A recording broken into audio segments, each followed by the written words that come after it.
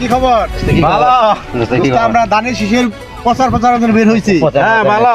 আমাদের মার্কা ধানের শীষ। হ্যাঁ মেয়র মুজিবরের মার্কা ধানের শীষ।